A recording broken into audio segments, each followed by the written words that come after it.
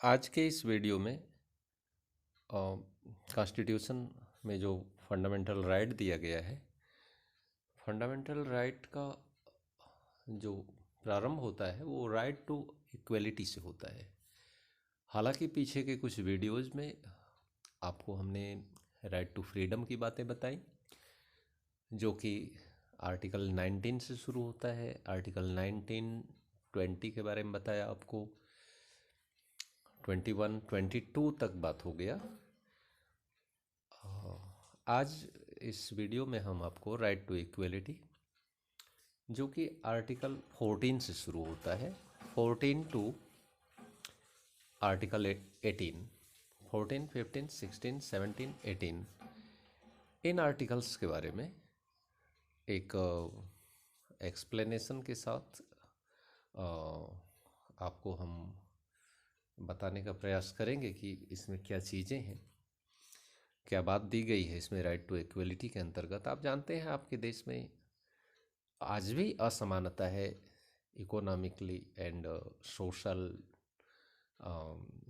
काफ़ी इनइक्वलिटी है, असमानता है। और जिस समय हमारे कॉन्स्टिट्यूशन मेकर्स ने अपने कॉन्स्टिट्यूशन का निर्माण किया 1947 में, इंडिपेंडेंट होने के बाद, उस समय तो ये इनइक्वलिटी और भी अधिक थी, इकोनॉमिक हो या सोशल हो। तो हमारे कॉन्स्टिट्यूशन मेकर्स के सामने ये एक चैलेंज था कि अपने समाज को, अपनी सोसाइटी को किस प्रकार से एक इक्वल सोसाइटी के रूप में स्थापित किया जाए।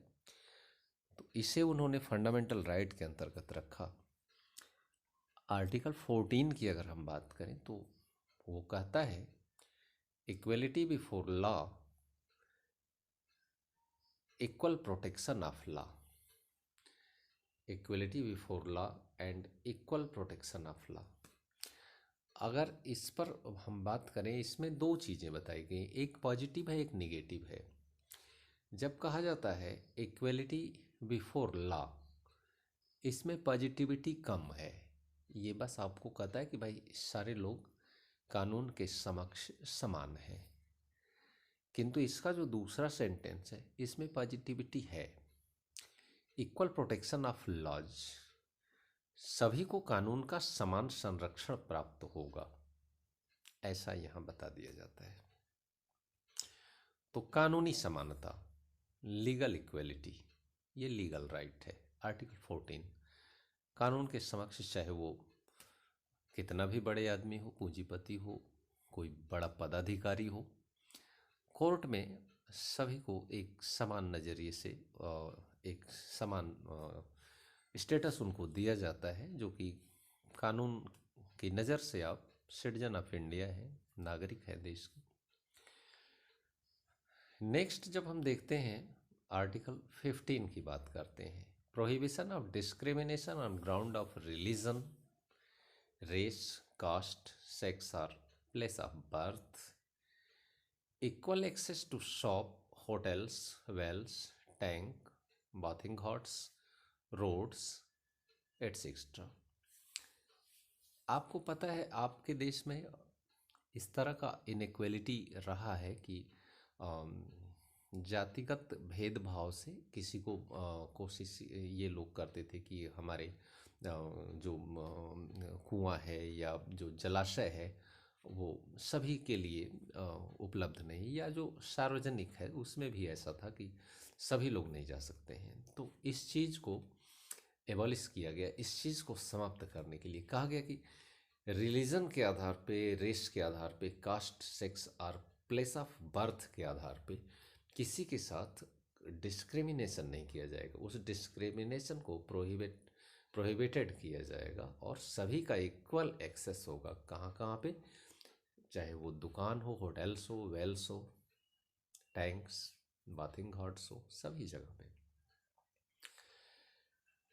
आइए और आगे बढ़ते हैं और यहाँ से हम आपको बताते हैं।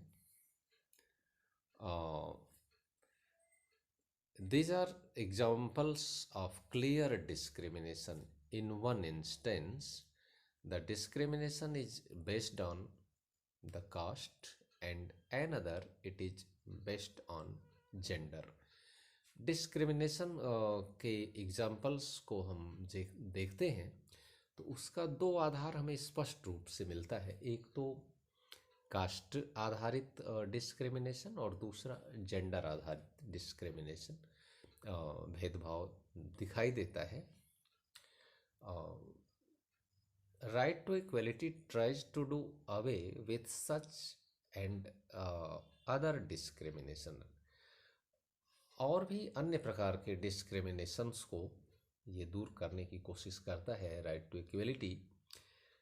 आर्टिकल 15 को यहाँ पे फिर से, it provides for equal access to public place like shops, hotels, place of entertainment, wells, bathing houses and place of worship। इन सब चीज़ों पर सभी को समान इक्वल एक्सेस हो public places. There can not be any discrimination in this access on the grounds only of religion. इसमें यहाँ पे ध्यान देने की ज़रूरत क्या है, इसमें जो शब्द यूज़ किया गया है ओनली, मतलब सिर्फ इसके आधार पे, only of religion, race, caste, sex और place of birth there can not be any discrimination. सिर्फ इनके आधार पे कोई डिस्क्रिमिनेशन नहीं किया जाना चाहिए।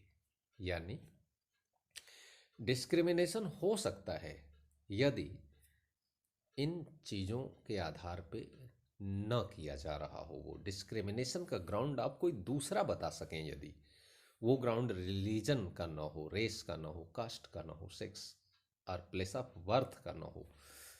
अगर इनके अलावा कोई और ग्राउंड बता करके आप डिस्क्रिमिनेशन करना चाहते हैं, किसी को वहाँ जाने से रोकना चाहते हैं, मान लीजिए लॉ एंड ऑर्डर का कोई सिस्टम है, रोका जा सकता है। तो ओनली शब्द महत्वपूर्ण है। ओनली शब्द से कानून की पेचीदगियाँ आती हैं, निकलती हैं। तो आर्टिकल 15 आपसे पूछा जा सकता है कि किन किन आधारों पर डिस्क्रिमिनेशन नहीं किया जा सकता, आर्टिकल 15 में एंड आर्टिकल 16 में, दोनों में। तो only of religion, race, caste, sex और प्लेस ऑफ बर्थ, ये नोटेबल, इसको नोट किया जाना चाहिए। आगे फिर क्या कहता है, it also prohibits any discrimination. ये आर्टिकल 16 शुरू हो रहा है यहाँ से। आर्टिकल 16, जब आर्टिकल 16 की बात हम करते हैं तो आर्टिकल 16 यही कहता है, equality of opportunity in public employment. Public employment में अपॉर्चुनिटी का इक्वलिटी होना चाहिए, अवसर की समानता होनी चाहिए, किंतु भेदभाव नहीं होना चाहिए, डिस्क्रिमिनेशन नहीं होना चाहिए। It also prohibits any discrimination in public employment on any of the above mentioned basis. Above mentioned basis क्या है? यही है, रिलीजन, रेस, कास्ट, सेक्स और प्लेस ऑफ बर्थ। ओनली, सिर्फ इनके आधार पे डिस्क्रिमिनेशन नहीं होना चाहिए। किस चीज़ में? Public employment. किंतु इनके अलावा यदि और कोई ग्राउंड बनता है डिस्क्रिमिनेशन करने का, जेंडर के अलावा, religion, race, caste, sex, gender शब्द इसमें नहीं दिया गया, ध्यान रहे। रिलीजन, रेस, कास्ट, सेक्स और प्लेस ऑफ बर्थ, जेंडर के आधार पर डिस्क्रिमिनेशन हो सकता है। तो it also prohibits any discrimination in public employment. Public employment में सिर्फ इन चीज़ों के आधार पे, only of religion, race, caste, sex, discrimination नहीं हो सकता। ठीक बात है, आगे बढ़ते हैं।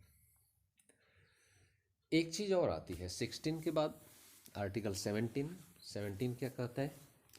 आपके समाज में एक जाति आधारित प्रथा रही है जिसको आप जानते हैं, अनटचेबिलिटी, अस्पृश्यता, छुआछूत, मुझे मत छुओ, मुझसे दूर रहो, इस तरह की जो धारणा है। The practice of untouchability is one of the crudest manifestation of inequality. असमानता का एक क्रूर प्रदर्शन, घोषणा, अनटचेबिलिटी, इसे भी अबॉलिश कर दिया गया आर्टिकल 17 के द्वारा। This has been abolished under the right to equality uh, under the Article 17। Article 17 के द्वारा अनटचेबिलिटी को हटा दिया गया। और आर्टिकल 18 में जब हम जाते हैं तो एक चीज़ को और समाप्त किया गया। जब अंग्रेज़ों का शासन था तो अंग्रेज़ों ने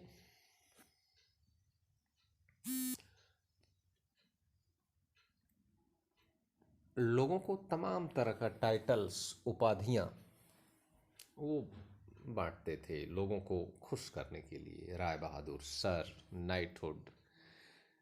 हमारी सरकार ने इस चीज़ को डिसाइड किया कि इस तरह का कोई भी टाइटल्स, उपाधि नहीं दिया जाएगा। तो state shall confer no title on a person except those who excel themselves in military और एकेडमिक फील्ड। मिलिट्री और एकेडमिक फील्ड को छोड़ करके किसी अन्य फील्ड में वो स्टेट के द्वारा, गवर्नमेंट के द्वारा कोई टाइटल नहीं दिया जाएगा। तो abolition of titles according to article 18, right to equality in fundamental right. इतना बात तो हो गया राइट टू इक्वलिटी का, मगर एक चीज़ अभी आपको समझना बाकी है। आर्टिकल 16 आपको बताता है, राइट टू इक्वलिटी की बात बताता है, किंतु इसी right to equality in public employment opportunity, equal opportunity in public employment, किंतु आप कहेंगे कहाँ पे पब्लिक एम्प्लॉयमेंट में इक्वल अपॉर्चुनिटी है? वहाँ तो रिजर्वेशन है। कोई 98% पा करके भी सिलेक्ट नहीं हो पाता है, कोई 30%, 35% पा करके सिलेक्ट हो जाता है। तो इक्वल अपॉर्चुनिटी है कहाँ? This called reservation. रिजर्वेशन कहाँ से आता है? इसी आर्टिकल 16 से निकलता है reservation. Article 16(4) preamble mention two thing about equality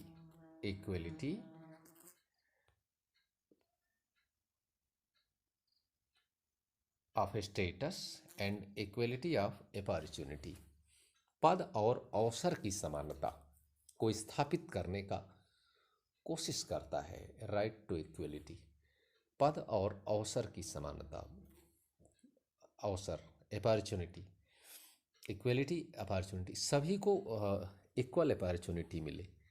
equal opportunity से तात्पर्य है, एक बात जरा विचार करके सोचिए, एक व्यक्ति जो प्राइमरी स्कूल से उसको एजुकेशन मिला है और एक ऐसा स्टूडेंट जो बचपन से ही उसको सनबीम एकेडमी जैसे या दोन स्कूल से उसका एजुकेशन हुआ है, दोनों को आप सेम कंपटीशन, सेम नंबर पे क्वालिफाई करने का कैसे सोच सकते हैं?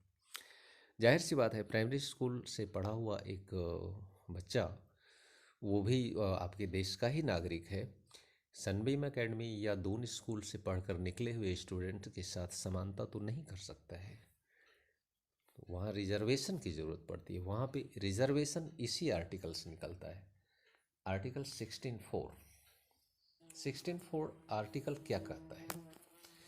नथिंग इन दिस आर्टिकल, इस आर्टिकल की कोई बात। किस आर्टिकल की? आर्टिकल 16 की। आर्टिकल 16 क्या कहता है? Equal opportunity in public employment कहता है नहीं, इसका कोई बात। शैल प्रिवेंट द स्टेट, स्टेट को रोक नहीं सकता, from making any provision for the reservation, reservation का कोई प्रोविज़न करने से नहीं रोका जा सकता स्टेट को, इस आर्टिकल 16 के द्वारा नहीं रोका जा सकता, ऑफ अपॉइंटमेंट और posts in favour of any backward class of citizen which in the opinion of the state is not adequately represented in the services under the state। यदि स्टेट की समझ में ये बात आती है कि किसी बैकवर्ड क्लास के नागरिक का, any backward class citizen which in the opinion of the state, state की राय में is not adequately represented in the service under the state, state की सर्विस में पर्याप्त रिप्रेजेंटेशन उसका नहीं है, प्रतिनिधित्व नहीं है स्टेट की राय में किसी बैकवर्ड क्लास का, तो फिर making any provision for the reservation of appointment or posts in favour of backward class, उस बैकवर्ड क्लास के फेवर में प्रोविज़न किया जा सकता है रिजर्वेशन का किसी पोस्ट के लिए जिस पर कि अपॉइंटमेंट उस बैकवर्ड क्लास का किया जाएगा। This called reservation. स्टेट की राय में यदि किसी बैकवर्ड क्लास का पर्याप्त प्रतिनिधित्व नहीं है तो उसके लिए आधार बनाया जा सकता है कि इस व्यक्ति के लिए इतनी सीटें रिजर्व कर दी जा रही। वहाँ आप ये नहीं कह सकते कि आपने कास्ट को आधार बना दिया है, जाति को आधार बना दिया है। हालांकि इस पर एक लंबी बहस हो सकती है कि रिजर्वेशन उचित है या अनुचित है, रिजर्वेशन का प्रोसेस सही है या गलत है, किंतु उस डिबेट में अभी हम नहीं जा रहे हैं। हम बस इतना बता रहे हैं कि रिजर्वेशन कहाँ से आता है, रिजर्वेशन कहाँ से निकलता है। आर्टिकल 16(4) से निकलता है।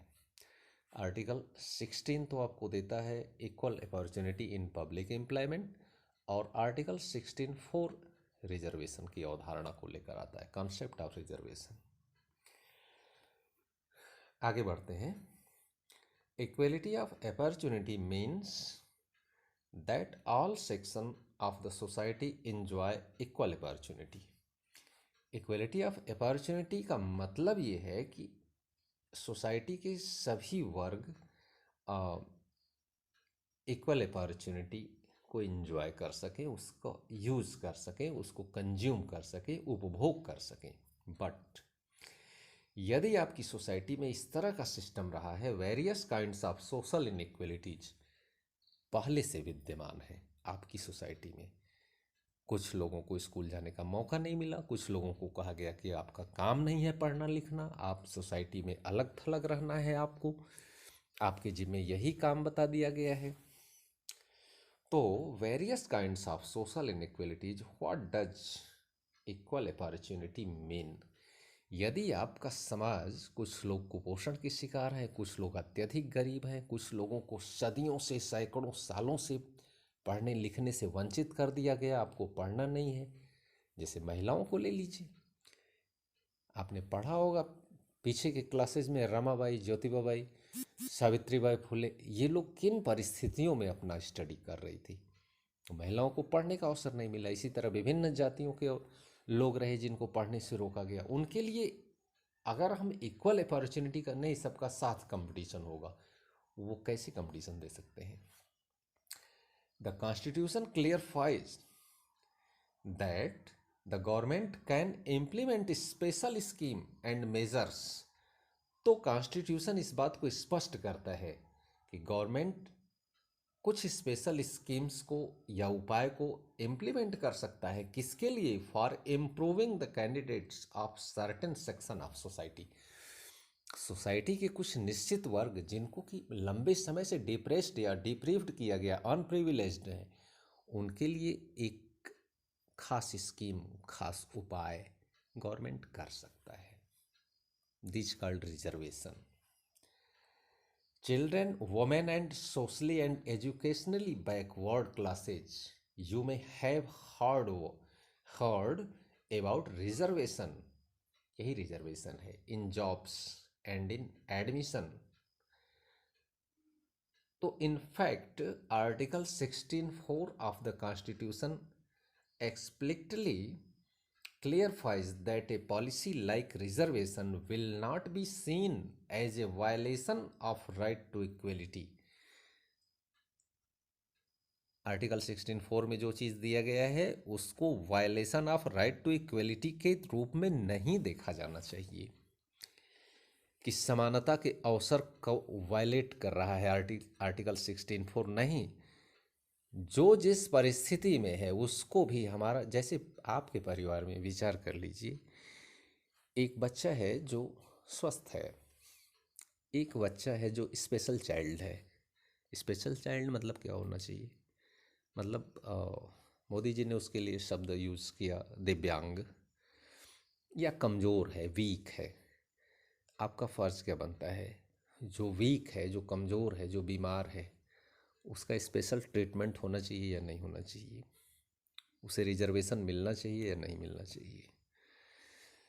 तो इसी कॉन्सेप्ट पर आधारित है वसुधैव कुटुंबकम। पूरे भारत के सारे लोग आपके भाई बहन हैं। If you see the spirit of the constitution, यदि आप कॉन्स्टिट्यूशन की इस भावना को देखें तो आप समझ जाएंगे कि reservation will not be seen as a violation of right to equality. Equality का वायलेशन, राइट टू इक्वलिटी के वायलेशन के रूप में आर्टिकल 16(4) को नहीं देखा जाना चाहिए। This is required for the fulfilment of the right to equality of opportunity. Article 16(4) की आवश्यकता है, रिक्वायर्ड है। Fulfilment of right to equal opportunity को सही ढंग से अगर करना है आपको तो रिजर्वेशन देना पड़ेगा। रिजर्वेशन के कारण स्पिरिट जो कॉन्स्टिट्यूशन का है कि सभी को मिलना चाहिए, आर्थिक सामाजिक उत्थान सभी का होना चाहिए, सभी वर्गों का, सभी सेक्शन का, कमज़ोर लोगों को भी उठाया जाना चाहिए, उनके लिए इक्वल अपॉर्चुनिटी। हम डिबेट में नहीं जा रहे हैं, हम केवल कॉन्स्टिट्यूशन का जो बात है, जो कॉन्स्टिट्यूशन का भाव है, जो कॉन्स्टिट्यूशन मेकर्स की थॉट थी, उस चीज़ को बता रहे हैं। इस पे एक डिबेट हो सकता है, मैं समझ रहा हूँ, किंतु अभी इतना बात समझिए, this is required for the fulfilment of the right to equality of opportunity. ठीक है स्टूडेंट्स, आज के वीडियो में इतना ही। हमने कमेंट बॉक्स में आपको बोला था कि आपका कोई प्रॉब्लम हो, कोई टॉपिक पर आप चाहते हो लेक्चर, तो उसको आप लिख सकते हैं।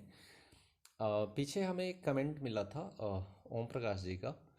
ओम प्रकाश जी ने इस बात का जिक्र किया था कि क्या गलत ढंग से पुलिस द्वारा गिरफ्तार करके उसको एक बार गलत ढंग से दंड देना उचित है।